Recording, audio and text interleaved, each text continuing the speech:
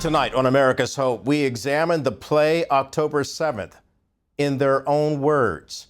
We'll talk about the verbatim play that's very immersive and brings people into the reality of what people lived through on October 7th, 2023 in Israel, the worst attack on that country since the Holocaust. America's Hope starts now.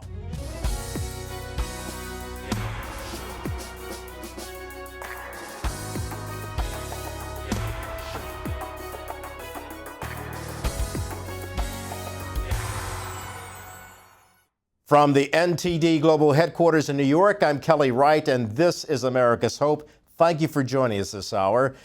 Tonight, we want to focus on October 7th, 2023, a date that many people have chosen to forget. But for those who are Jewish or living in Israel, it is a day that will live in infamy. It's a day, you see, that 1,200 innocent civilians were killed by Hamas terrorists. And now, off-Broadway at the Actors Temple in New York, there is a play that actually captures the drama of the events that unfolded that terrible day of terror, October 7th. It's called October 7th, in their words. And tonight we're going to hear from the playwright, as well as his wife, who did much of the research.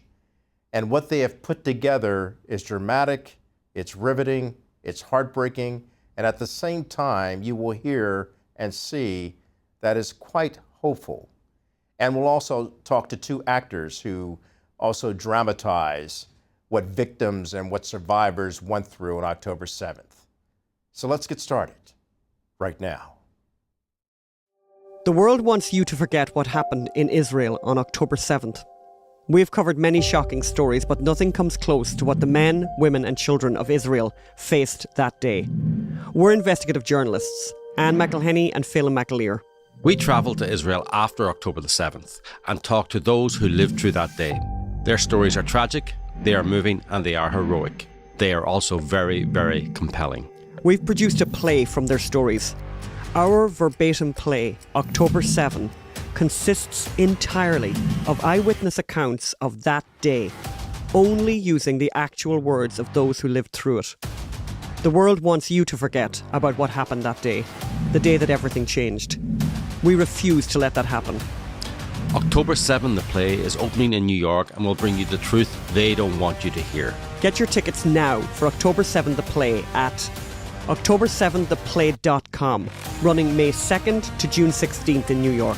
That's october7theplay.com. Thank you. And there you see some of the scenes from this stunning play called October 7th. And the writers of that play, who did so much hard work and actually going to Israel to get the verbatim of the people who witnessed the horrors of October 7th. They're joining me now in the studio here in America's Hope. I'd like to welcome our guests tonight, Anne McElhenney as well as Phelim McAleer. Thank you both for joining us. Look, both of you have been involved in journalism for many years. Mm-hmm. Talk to me about what's unique about this production and what you're seeking to do in writing and producing October 7th, the play. Well, as journalists, I think we felt that the world was moving on from October 7th, this historic day, and nobody was telling the story of October 7th. Everyone was telling the story of Gaza, telling the story of the war, but no one was going back to the origin story, to the day. And we felt that, as journalists, that was wrong. These stories have to be told. They need to be told. And, once you know the full story and every story, then people should make up their mind. But really to go forward with just like the world started on October 8th, that's wrong. We need to go back to October 7th and October 6th, because the play starts, people talking about their ordinary domestic lives on October 6th and how it was changed on October 7th.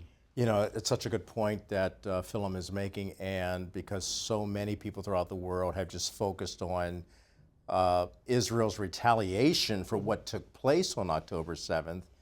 And then when you go back to October 6th, I recall talking to one mother of a hostage who talked about celebrating her birthday on October 6th and how she was enjoying it in Jerusalem. And then they went back to Tel Aviv, and the very next day, her son is calling in a panic, and they can't get to him, and he's now become a hostage.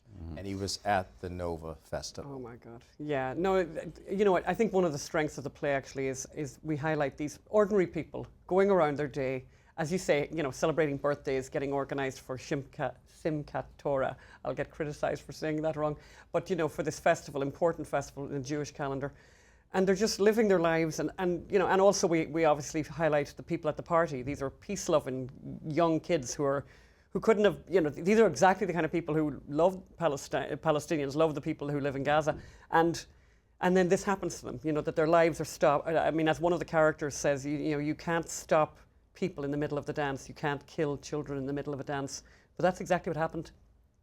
And it's really important that people, you know, before they start criticizing anything that happened since, that they understand what happened that day, because it's not like a lot of other things. I don't think you compare it to a lot of other things.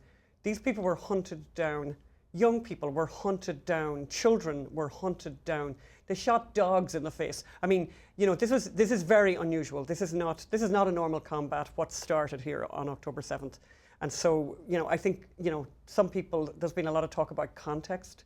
Yeah, this is context with a big C, and really, you know, really it's extremely important that people very much focus, look at what happened, look at this extraordinary, the worst massacre of Jews since the Holocaust, to understand anything that might have happened afterwards. When you two embarked upon this journey to tell this story as journalists, but through the lens and the voices of those who actually went through this horrible nightmare, what gripped you the most as you began to talk to people and they're giving you their story verbatim? I have an answer to that, but I mean, maybe you have one, Philip.